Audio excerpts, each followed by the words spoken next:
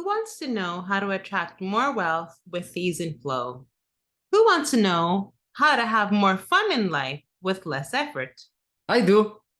Actually, I do want us to share this today. Great! Because we will share with you how being in a certain manner will help you attract what you want. Welcome to Say Ne or Say Yes to Life with Nectaria Kladidis, a peak performance energy coach. And Andreas Batakis, a mindset coach. One of the ways of being that makes things more complicated in life and in business is the what is in it for me mentality. This notion is that whatever we do has to result in something that will benefit us. This reminds me of a story that some clients of ours shared with me years ago. They were living at the time in London, UK, and they said that they lived for years in a situation where no one would be meeting anybody else or hanging around with anyone if there wasn't some kind of agenda. So if someone invited you for dinner was because the hosts were actually expecting something from you. Same thing, you would invite people over because you wanted them to help you in some manner. So basically, they said that they felt that they didn't have any real friends for years. That doesn't sound like much fun. Actually, that sounds very stressful. That was exactly my thoughts even back then. So, one of the best ways of being and expressing yourself lies within giving without expectations. It's when you offer everything you got, no matter what, just because that's the way you show up in life. Now, the funny thing is that when we do give without expecting anything in return, we still get things coming to us from different and often completely unexpected situations and sources. Not to mention that there is a great level of satisfaction when you're fully giving, with fully playing out. Because when it's all about me, we are disconnected from the higher levels of creative energy that we all have access to, the levels of vision and manifestation we discussed before. Which allow us to access the unlimited energy, the one that is always available to us. So moving away from just satisfying our ego is what puts us on the accelerated roller coaster that leads us to where we want to be. Not to mention that it feels so much better and easier. Yes, but there's another important aspect here: connecting with other people, not networking, not selling, not trying to convince them, but truly connecting with other human beings. Technology is great. But when I walk down the street daily, I will make the conscious decision to mostly not use my phone. So just so I can truly see other people walking around, look them in the eye, give them a smile, sometimes say hello. But it's funny how so many people are walking around and they're glued on their devices, seemingly disconnected from the world around them. To be clear, nothing is neither good or bad, technology included. It's all about how we use it in our everyday lives. We are social beings, we are human beings, we are meant to interact and connect with each other. It's what helps us grow. Exactly. So we invite you to try it out. Make a conscious effort to connect with other people daily, even if it's the person at the cafe sitting beside you or the person at the cashier somewhere. When you say thank you or you're welcome or just hello, look them straight in the eye, see them, and that's how they will feel seen. They will feel that you're actually talking with them, no matter the words that you're actually saying. It's all about how you make someone feel. You will be surprised by the difference this will make in your own life. You will see the twinkle in their eyes signaling, I know you see me. I'm sure the what's in it for me voice will keep creeping up in your head right about now. But trust us, This will create a greater sense of fulfillment by helping others be seen and feeling like they belong. You will feel more of that too. It changes your energy.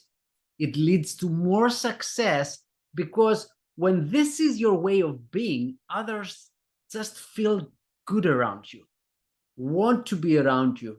And that's how opportunities come your way without even you seeking them out. Huh, that's interesting. It's the part where the hustle and the bustle are replaced by ease and flow. There are more aspects we want to share with you in this direction. You know, how we all in business like to have detailed business plans and steps to get where we want to go from A to Z. But if we told you that being too attached to the outcome, the specific outcome is making your life harder. Nectaria, what are you saying? Not to make any planning and just go with the flow? That does not sound like you. Are you feeling okay? I'm feeling just fine. I didn't say don't make any plans or set goals. What I mean is to allow space for change, space for curiosity. Let me put it this way, it's not about freaking out when something doesn't work exactly how it was planned.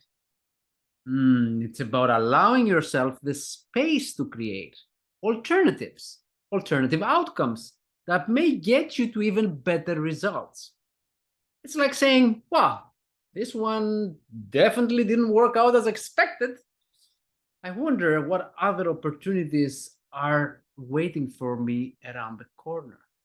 Exactly. It's about allowing yourself to be open to other fun and exciting routes that you will never have initially imagined, rather than staying fixated on just work and exactly having everything planned out.